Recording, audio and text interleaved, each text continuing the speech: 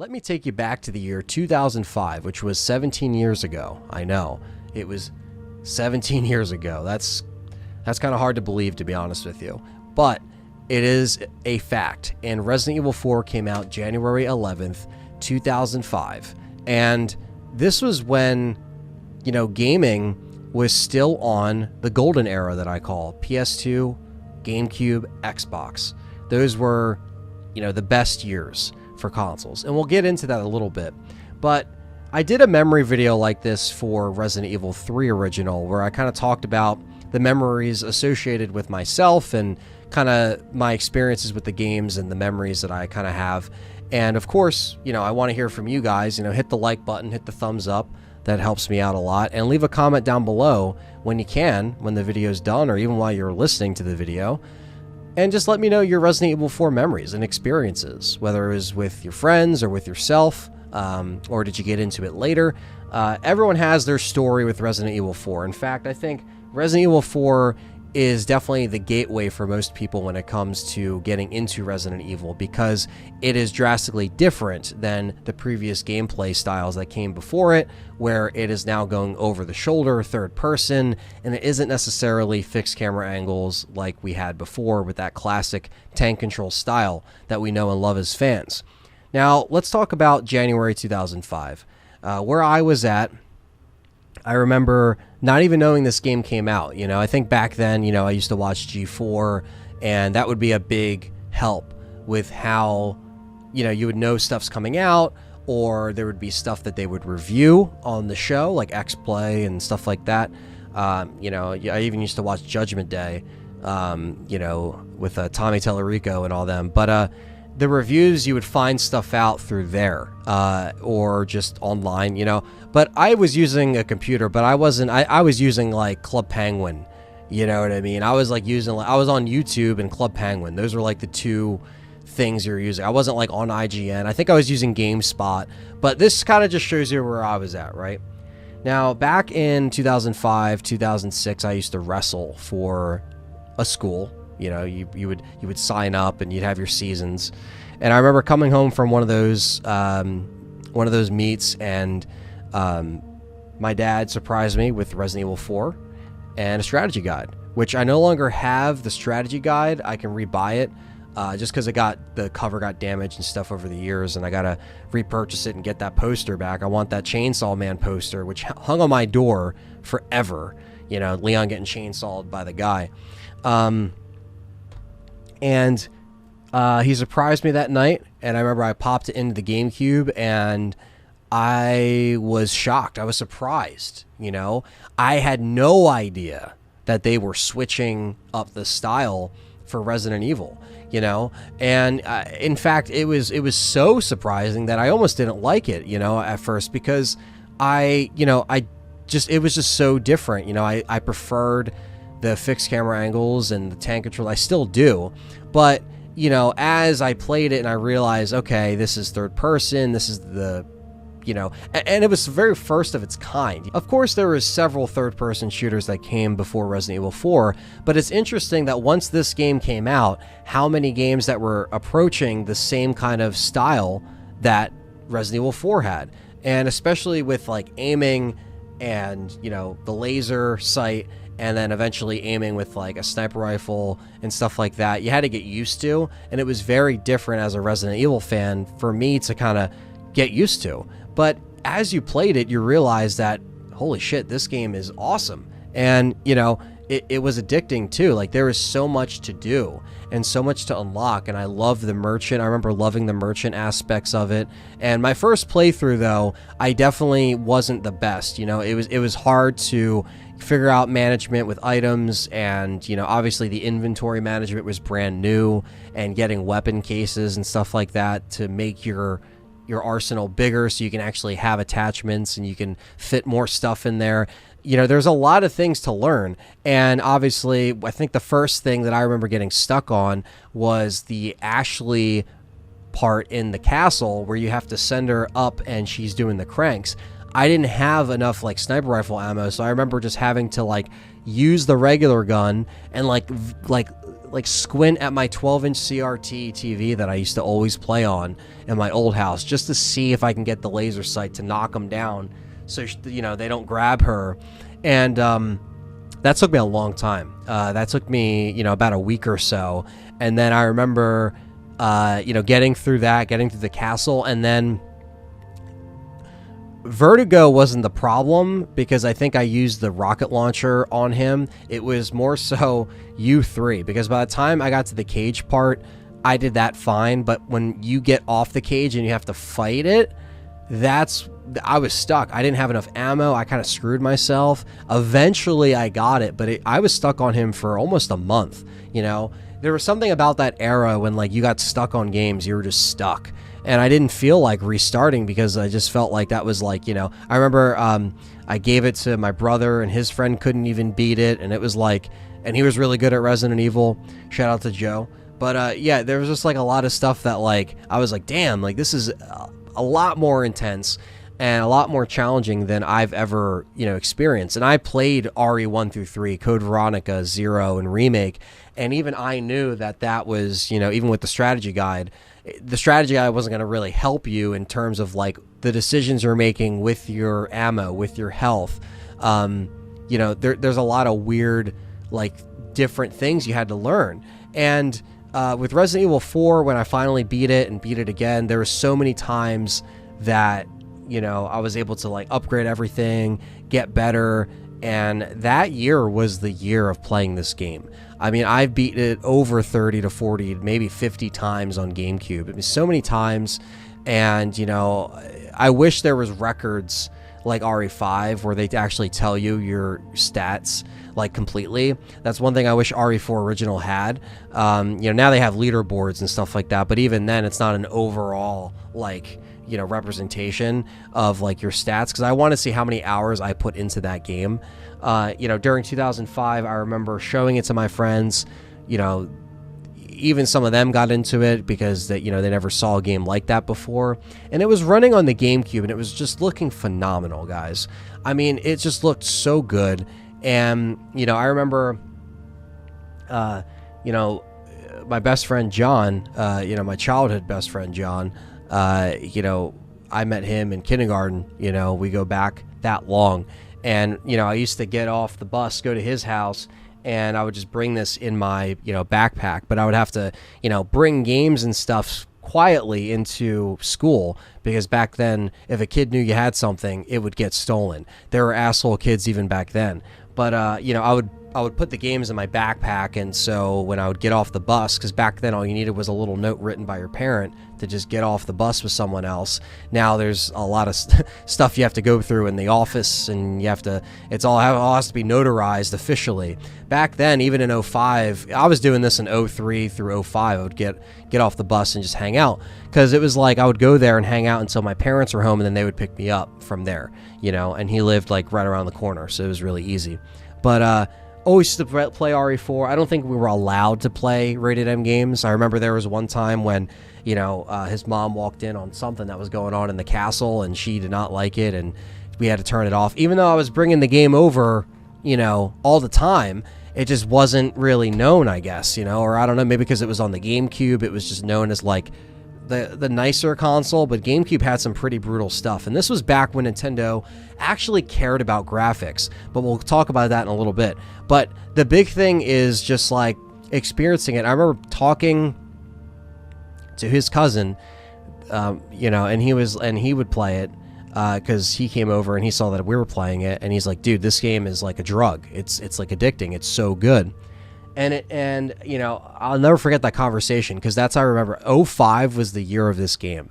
I mean, even during the summer, like I was playing it non-fucking stop. Like summer 05 was the summer of mercenaries, you know, getting 5 stars. Like I would be at his house just trying to get 5 stars, trying to get the hand cannon, trying to get the Tommy gun, the Chicago typewriter. Like there was so much that I was trying to do, and it was fun. It was like so much fun. And I also think that it's, you know, it's one of those things that like I'll just never forget constantly playing this game. I think by the time I beat it, it was probably summer. Might have been May. But I remember by summertime, I was knee deep in Mercenaries, and obviously replaying it multiple times and getting all of that. And I remember just really enjoying it, like a game that I've never enjoyed before. Like, there was something about it that kept me going back to it. And with video game magazines that you used to get in the mail, it was not long until this game was up for nominations. It was winning Game of the Year. I mean, it swept every single competition that year. 2005 is still an amazing year in gaming. It was an amazing year in a lot of things. We had good movies that year. We had great anime on Adult Swim that I would always love and watch. 05 was a year of that too. I mean, I did it in 03 and 04, but 05 I have like tapes that I recorded of like old Adult Swim blocks, and Inuyasha, Cowboy Bebop, Wolf Reigns, Paranoia Agent, Ghost in the Shell, Standalone Complex. The list goes on. This isn't an anime talk, but this just shows you the mindset that I was in and how much great media was being consumed on all fronts this year. That's why I kind of remember 2005 very clearly. With certain things like this, it's not like I remember everything about 05, but I remember a lot. I remember the launch of the Xbox 360. I remember the end of the era that was these old consoles. Like I said, this was the last stretch for these consoles. Like, this was kind of like Last of Us on PS3, where it came out towards the very end of the gen, but it blew people away. It squeezed out the last bit of power that it could have on all of the all the other machines, and GameCube was dominating. This was back when GameCube was using AMD parts. They were using computer parts. GameCube and Nintendo, man, what they did with GameCube was just fucking great. And they have not cared about graphics since then. There's a reason why this was considered the golden era of consoles. PS2, Xbox, and GameCube. Because it was back when GameCube and Xbox were kicking the shit out of PS2, and it was blatantly obvious that they were. Graphic-wise, performance-wise, those two consoles had it all over the PS2.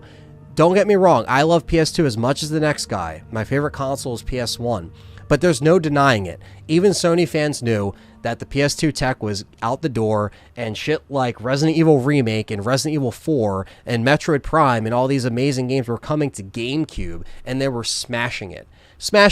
But ever since Nintendo got on the gimmick bandwagon in 2007 with the motion controls, or 2006, 2007, is when it went downhill, because they never again cared about graphics. The Wii was a glorified GameCube, while 360 and PS3 elevated the graphics, and 360 was on top, okay? That was happening. That happened, okay? A lot of this, stuff where people go back and do videos and say, oh, well, PS3 and, oh, but no, 360 was on top. It was killing it, okay?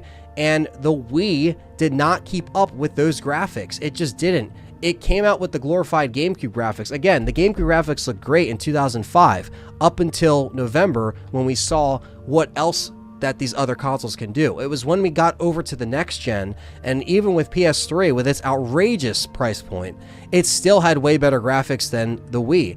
And I just miss this era. I miss 2005. I miss when Nintendo GameCube was the shit. It was arguably the best looking console right next to Xbox, obviously, because Xbox had Halo, and it had Doom, and it had like Doom 3 specifically, like amazing games that looked incredible and kicked the shit out of PS2. And I remember even when I saw video game magazines broadcast, or not broadcast, but they would showcase this version of Resident Evil 4, I saw the screenshots, even in a magazine. I was like, why does it look muddy? Why does it look like shit? And I remember reading that in the reviews, is that people would complain that the graphics were the setback on the RE4 version of PS2. But in the fall of 2005, I still got my copy, and my dad wanted to play this as well on his PS2. He never really ended up playing it or beating it, but I, of course, was all on Resident Evil 4 once I heard that there was a new mode, Separate Ways. There was the PRL blaster, and, there was so much stuff that was like added. I was like, more content, I gotta have it. And even playing it on a 12-inch CRT, I knew that the graphics and the load times were a lot longer, and it just didn't run as smooth. And even back then, with certain games, you could tell, you might not know what's inside those consoles until you educate yourself later, and you read them up in articles like online and stuff like that. But again, it was vastly different. This was the era where they actually cared about graphics, the last era that they cared about graphics, Nintendo, okay? Because with the Switch now, the Switch is a good machine, but the graphics don't hold up and the performance doesn't, and I don't care what anyone says. This was the last time they cared about the graphics and competing with the competition, ladies and gentlemen. And I understand that nowadays Nintendo lives in a world where they could just solely sell and dominate the other two with just off portability and stuff like that. But that's still a little sickening. I don't care what anyone says. I know I'm going to get a lot of shit, but I don't care because I was there. And this game was a fucking powerhouse, man. Like, it blew the fucking doors off the GameCube. I mean, this thing was amazing. And I just remember how amazed I was that GameCube, this little machine, can produce such an amazing quality of a game. Now, of course, as you get older and the years go on, you get older, you play more Resident Evil games over and over again, you realize story flaws, sure. But, Resident Evil 4, even back then with, just the gameplay alone, it was incredible. It definitely changed gaming forever, because games like Gears of War, Dead Space, stuff like that, that era of gaming would try to emulate that as far as like over the shoulder and that kind of style of zooming in and having the enemy in your sights and stuff like that. Obviously, Gears of War is probably my top played game of all time on 360. So top played game of 06 was probably Gears of War. Top played game of 05 was definitely Resident Evil 4. So, it goes hand in hand a little bit. And I remember even playing the Wii version of this in 2007. Shout out to my friend Brandon. I did let him borrow this when he had a GameCube at one time. And he really liked it, got him into the series, and he got the Wii version, or his stepdad got the Wii version of Resident Evil 4. And that was the first time I ever played that version where you actually were able to aim, and it was a lot easier. And I just remember that so vividly, and like helping them at the parts they needed help with, and like, but it was still very challenging because you had to get used to the different controls. But even that version, because the Wii was a glorified GameCube and didn't really bring the goods at all, because all they did was sell it off a tech demo. They sold it off of Wii Sports, and that's it, and that's a fact, okay? By the time that we actually got that version, it just looked like the GameCube version with just the motion controls, but it was a GameCube version that had, separate ways, which was cool. We finally got separate ways, but didn't really improve. Now with RE4, past the Wii version, we eventually got the PS3, the 360 version.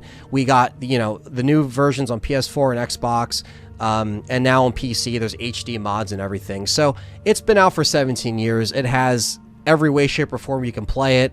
Fans mod it. People love it and appreciate it. And 2005 was just a great year in gaming in general, and I just always remember fondly with how much I played Resident Evil 4 and the different versions. These two being, the ones that I played, the most, 'cause that's what I owned. And the GameCube did not go away. Even when the new consoles came out, I still had my GameCube out and stuff like that, just to play this game. And, obviously I was waiting for it to be, maybe out on 360 one day. And then we got that in 2011, and PS3. So, it eventually happened, and it was kind of odd to see it on, new machines where it looked like, it actually looked good for HD TVs. I was like, damn, because back then, again, if you play these now, even through like an HDMI up converter and stuff like that on like a flat screen TV, there's stuff out there that makes it look really good. But if you try to play it without an adapter and plugged it straight into an HD TV, it looks like shit. It wasn't really formatted for that. So seeing it kind of, go on to different things and stuff like that was cool, because it made it so everybody can play Resident Evil 4 and experience it. And, I think that's kind of how each game in the trilogy kind of makes each one unique. RE5 had co-op, and it was in the 360 era and the PS3 era. RE6, had multiple campaigns and stuff like that. So say what you want about each title, but at least in this trilogy, we had cutscenes. we had, you know, our original characters running around. And, you know, so the one thing that I want to say is, you know, there's some people nowadays that will go back and say, you know what, Village is better than Resident Evil 4.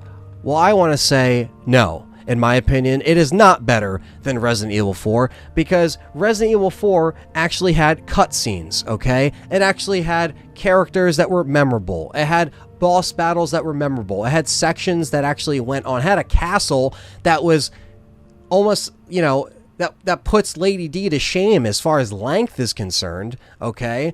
There is so much more to it. And I think some people were very blinded by that with Village and Resident Evil 7 and these games that don't have any cinematic cutscenes. That's the one thing that was cool about Resident Evil 4 through 6. Doesn't matter how you felt about whatever game, they actually had cutscenes that told a story. And guess what? They had original characters that were actually around in the game that gave, you know, some actual substance to the story. Instead, in Village, you have Chris Redfield running around barely doing anything. Missed opportunity for sure. Missed opportunity for sure. And say what you want about the Los Illuminados, the pagan influences, you know, the influences from American horror that they kind of dived more into to get stuff out for Resident Evil 4, story-wise, influence-wise. I still think it felt more on the horror ground. And I know Resident Evil 4 has action elements in it, and I know that it's not completely horror. And of course, we saw the movie influence the game at this point. They added the laser scene from the movie. It started to do that little cross between, you know, genres. And that's fine, because I thought that this game at least had a decent balance of it. It's not perfect as far as, like, you know, the balance of like action or horror. I wish that that last section of the game had less, you know, getting shot at and stuff like that. But I still think that it was better than Village in multiple ways. I seriously don't think, and I don't agree with you, if you think that Village is a better game than this. Sure, it's a modern game, it's updated, so yeah, a lot of people look at that and they say it's immediately a better game, but story-wise, character-wise, gameplay-wise, this is more addicting. This kept me coming back, and if it wasn't for this, your precious little Village couldn't even walk, okay? So that's exactly how I feel about that. I'm not gonna, this isn't a Village video, this isn't a Village rant, but I'm trying to explain how important Resident Evil 4 is, and I'll be damned if people disregard it and act like it's less important than what it is. A lot of people will say this is overrated trash. Well, guess what? It might be overrated, but it fucking revolutionized gaming and it evolved gaming in this third-person style. Okay, and it is very fucking memorable, and it actually has BOWs that are, you know, that actually matter, and it has boss battles that actually matter and that have length and longevity to them, to their sections. You know, there's sections within sections that have multiple bosses, and it doesn't feel like it was taken out or content was cut out. You know, this is in the era when a game came out and you got what you paid for. You got what you paid for. This was that era, guys. This isn't an era promising DLC, promising a Versus add-on that never comes out, okay? A black screen with white text that says, DLC's coming. This was before that era. This is when they delivered. They delivered on a game. When you bought it and brought it home and opened it up and put it in your machine. Your machine was not even online to get an update, okay? There were updates. There were greatest hits versions of games that fixed things, okay? But that was the only chance they got. So Resident Evil 4 being 17 years old, and this game still holds up, that says something. 17 years from now for Village, will I want to go back and play it? Probably not. So that is Resident Evil 4, and that's all my memories with Resident Evil 4. You know, a lot of it has to do with the early years and the early days of, you know, the early kind of like memories that I have with experiencing these games for the first time when it was like really special, and when, you know, it was very different to experience a game back then because gaming was different. Like I said, I miss that era of gaming, and you know, Resident Evil 4, even though that same year in 2005 we got 360 and I would move on with that gen and all the games and the amazing games that came out during that time, Resident Evil 4 is always going to be on my top list. You know, it's always there. It's always remembered fondly by gamers that aren't even Resident Evil fans, you know, and that says something. That says something. So with Resident Evil 4 being remade, who knows if it will actually capture the exact magic. We know it's not going to be one for one. We know they're going to change stuff. But just like I said about Resident Evil 2 and Resident Evil 3, the versions are still here on our shelves. They still exist to go back and play. So if anything ever gets disappointing, or if you feel like the world's crumbling because the remake isn't what you wanted, you can always go back and play it in its original form. Because I personally think that while an RE4 remake will be exciting, I don't necessarily think it's something we need right now. I don't think it's something we need right now because of how, like, perfect this game is. I feel like it's almost like, you know, pissing in the Holy Grail or something. You know, I don't know if it's something that you should do. Because it's like all of our memories and everything that I just mentioned from my mind and what I remember so great about it is connected to that game. So you immediately think of all those things immediately when you're playing a remake. How can you not? It's Resident Evil 4. It's based off of that game that brings you so much nostalgia and happiness. But again, it was just a different time. So don't forget to hit that thumbs up. Don't forget to leave a comment down below. Let me know what you think of Resident Evil 4. Do you love it? Do you hate it? Do you have memories about it? Good memories, bad memories, frustrating ones? Let me know. And let me know what you think of this kind of video. If you want to see more memory videos associated with different Resident Evil titles and ports and all that good stuff. So that is it for this video, and we'll catch you in the next one.